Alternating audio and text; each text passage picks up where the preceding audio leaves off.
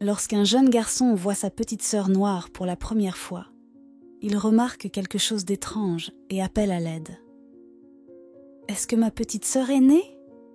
demanda avec enthousiasme Hank, âgé de 6 ans, à ses parents, Jason et Emma.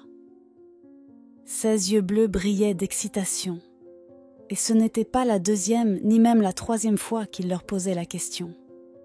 Depuis que Hank avait appris qu'il allait enfin avoir le frère ou la sœur qu'il avait tant supplié d'avoir, il ne parlait presque plus d'autre chose. La nouvelle sœur de Hank serait adoptée, mais cela signifiait simplement qu'ils partageraient un lien spécial, car Hank avait également été adopté. Jason et Emma s'étaient rencontrés à l'université, mais ils n'avaient commencé une relation sérieuse qu'après avoir obtenu leur diplôme. Ils décidèrent de fonder une famille une fois bien établie dans leurs carrières respectives, mais le destin en avait décidé autrement. La première grossesse tant attendue n'arriva jamais, et après plusieurs années à essayer diverses thérapies de fertilité, ils reçurent finalement une mauvaise nouvelle. Emma ne pouvait pas avoir d'enfant. Ce fut un coup dur, mais leur médecin leur suggéra alors l'adoption. Il leur recommanda une agence, et après leurs entretiens et le processus de sélection, Jason et Emma furent approuvés et ajoutés à une liste d'attente. Hank entra dans leur vie comme un nouveau-né 18 mois plus tard. Emma avait craint de ne pas pouvoir tisser un lien aussi fort avec un enfant adopté, mais lorsqu'elle vit ce petit garçon emmitouflé dans sa couverture de bébé, son cœur fondit d'amour. Hank était un bébé étonnamment facile à s'occuper. Et par une drôle de coïncidence, il semblait ressembler à ses parents adoptifs. Les étrangers commentaient souvent la ressemblance qu'ils percevaient entre Hank et sa maman en particulier. Ces remarques amusaient Jason et Emma. Dès que Hank fut en âge de comprendre, ils lui expliquèrent d'où il venait et qu'il avait une autre mère et un autre père quelque part, qui ne pouvaient pas s'occuper de lui, mais l'aimait assez pour confier sa garde à Jason et Emma. Cette explication sembla satisfaire Hank au début. Mais en grandissant, il surprit un jour ses parents avec une demande inhabituelle. Tout commença par une conversation où Hank voulait savoir exactement comment Emma et Jason avaient procédé pour l'adopter. Emma était un peu préoccupée par le fait que l'intérêt obsessionnel du petit garçon pour son adoption puisse signifier qu'il se sentait peu en sécurité au sein de leur famille. En lui parlant sincèrement, Emma rassura Hank en lui disant qu'elle et Jason l'aimaient beaucoup et qu'ils l'aimeraient et le protégeraient toujours, quoi qu'il arrive. Elle lui raconta combien cela avait compté pour eux de pouvoir l'adopter et comment elle avait ressenti une vague d'amour intense pour lui le jour où elle l'avait tenu pour la première fois. Hank sourit à sa maman. « Je sais tout ça, » dit-il avec un large sourire. « Mais je voulais tout savoir sur cette histoire d'adoption parce que je veux qu'il m'envoie un petit frère ou une petite sœur pour jouer avec moi. » Les paroles de Hank furent totalement inattendues pour Jason et Emma. Ils étaient si heureux d'avoir accueilli Hank dans leur foyer qu'ils n'avaient pas envisagé la possibilité d'agrandir la famille avec un autre enfant. Mais cela semblait très important pour Hank. Après plusieurs conversations familiales, Jason et Emma recontactèrent l'agence d'adoption. Leur interlocutrice, une femme très serviable appelée Sharon, leur expliqua d'emblée que l'agence avait désormais une longue liste d'attente et qu'il était très peu probable qu'ils puissent adopter un autre enfant dans les 3 prochaines années. Ils expliquèrent cet obstacle à Hank, mais à leur grande surprise, le petit garçon ne se laissa pas décourager. « Je sais que quelque chose va se passer », dit-il à ses parents avec un sourire énigmatique. Au début, il semblait que rien ne viendrait de cette prédiction, mais à l'improviste, Jason reçut un appel de Sharon. Elle lui dit qu'elle avait une proposition à discuter avec eux et avec Hank. Sharon expliqua qu'elle avait été contactée par une collègue d'une autre agence concernant une affaire spéciale d'adoption pour laquelle Jason et Emma pourraient être idéaux. La mère était encore adolescente, mais elle venait d'une famille dysfonctionnelle avec un passé problématique et voulait donner à son bébé une chance de mener une vie meilleure. Le problème était que la mère de cette jeune fille voulait qu'elle garde le bébé. En raison de ces circonstances compliquées, Sharon et ses collègues souhaitaient que le bébé soit transféré dans une autre partie de la ville. Ce qui faisait de Jason et Emma le choix idéal. Il y avait un autre détail important. Leur nouveau bébé serait noir.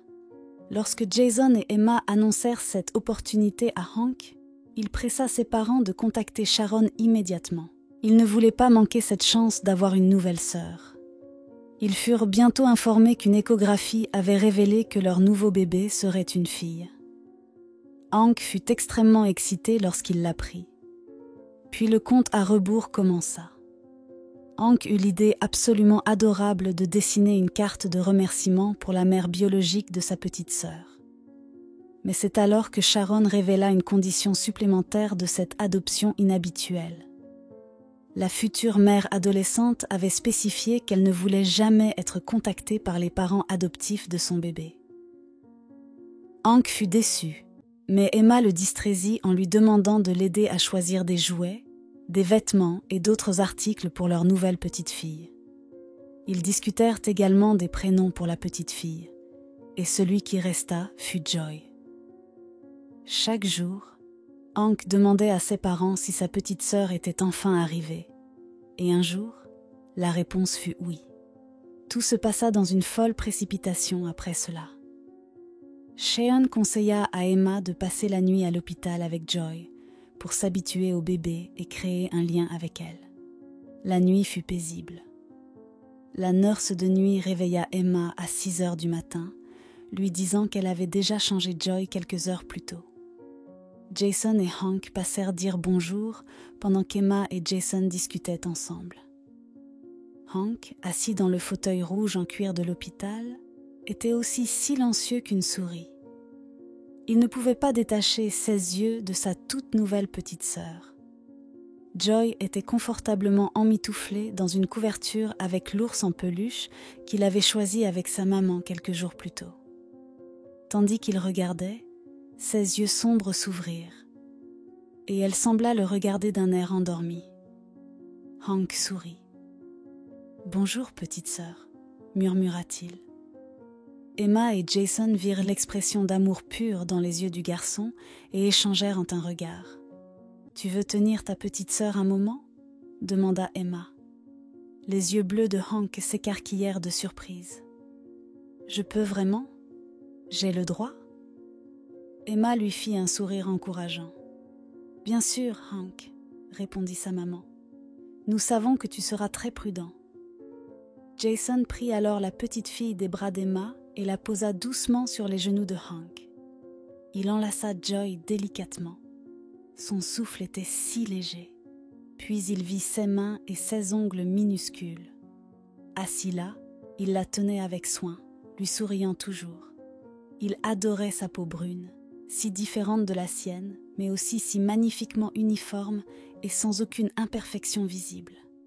C'était la même couleur que certaines des taches de rousseur sur le bras de Hank, et cette réalisation le stupéfia. Puis, brusquement, ses grands yeux sombres se remplirent de larmes, et elle commença à pleurer. Hank fut alarmé. « Qu'est-ce que j'ai fait ?» demanda-t-il. « Maman, qu'est-ce que j'ai fait ? Je te jure que je n'ai rien fait !»« Non, bien sûr que non, » dit rapidement Emma. Joy essaie encore de comprendre le monde qui l'entoure, et cela peut être un peu effrayant. Ce n'est rien que tu aies fait. « Essaie de la bercer, » suggéra Jason. Très lentement, Hank suivit les instructions de son père. Il berça Joy. Il prit soin de le faire très doucement, et peu à peu, les pleurs de la petite fille diminuèrent jusqu'à s'arrêter complètement. « Ça marche !» dit Hank à son père. « Waouh !» Jason sourit. « Cela marchait aussi avec toi. » Hank pensa à autre chose. « Est-ce que je pleurais beaucoup quand j'étais bébé ?» demanda-t-il. « Non, » répondit Emma. « Tu étais un petit ange, mon petit ange. Maintenant, vous avez un autre petit ange, » ajouta Hank. Joy glissait un peu sur ses genoux et en replaçant ses bras autour d'elle, Hank fut surpris de sentir quelque chose de dur sous ses mains.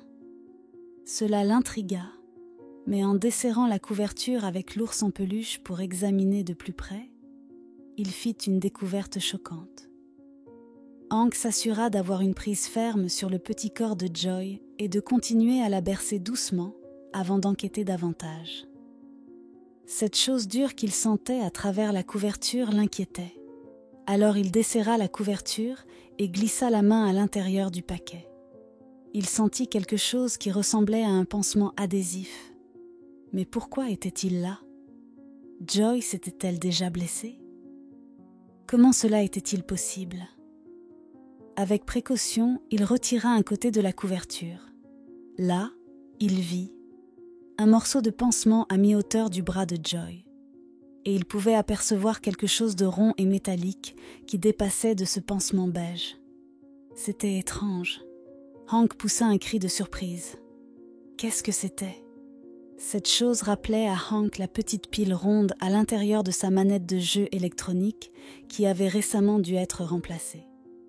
Mais sûrement, les bébés n'avaient pas besoin de piles attachées à leurs bras. Était-ce un dispositif médical? « Ça va toujours, champion ?» demanda Jason à son fils. « Tu peux me la rendre dès que tes bras sont fatigués. »« Papa, je ne suis pas fatigué, » dit Hank. « Mais il y a quelque chose attaché au bras de Joy. »« Maman, tu sais ce que c'est ?»« Oh mon Dieu, » dit Emma. « Je ne l'ai jamais remarqué.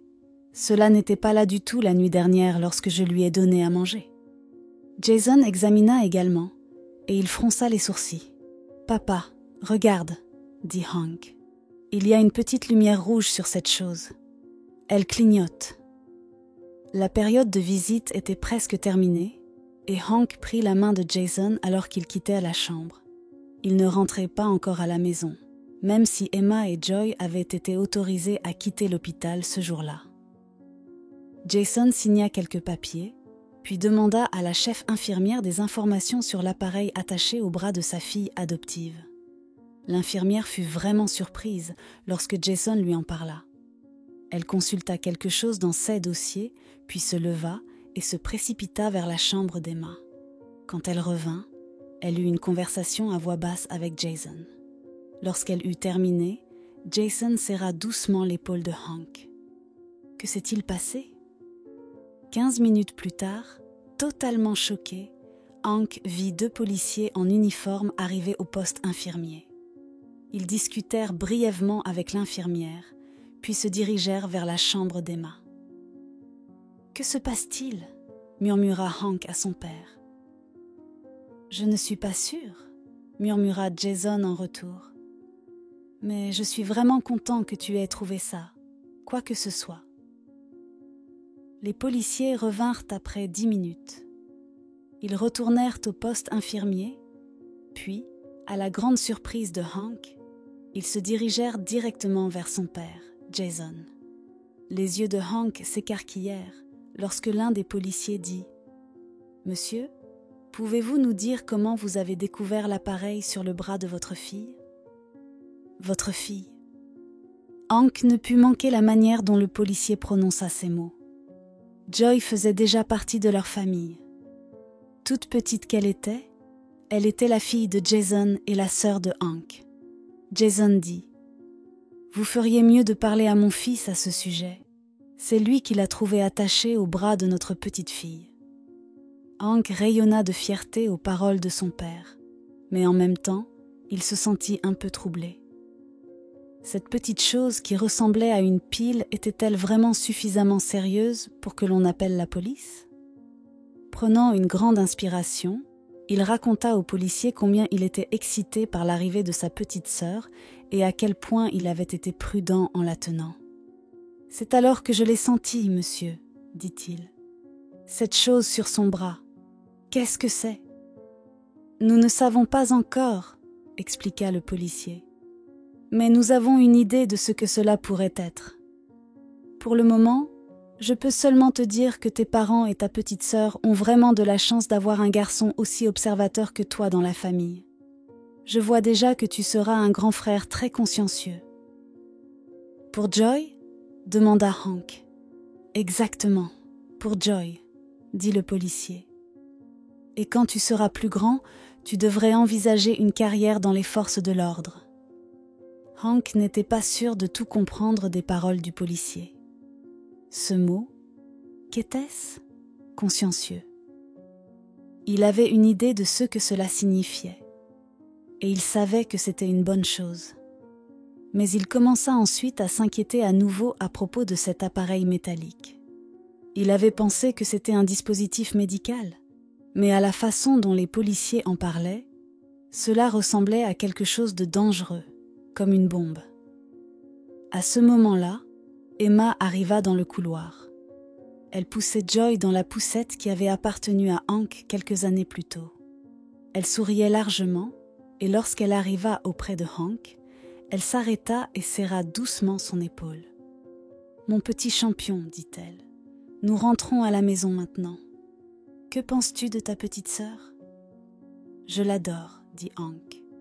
Je l'ai adorée dès le moment où je l'ai vue pour la première fois. Elle est si belle. » Cette famille de 4 personnes monta dans la voiture familiale et rentra chez eux, où la chambre du bébé avait déjà été fraîchement peinte et préparée pour Joy. Sur la porte était accrochée une adorable carte dessinée par Hank, avec les mots « Bienvenue à la maison, petite sœur », imprimés en lettres soignées en bas. Après un nouveau biberon et un changement de couche, Joy fut mise au lit.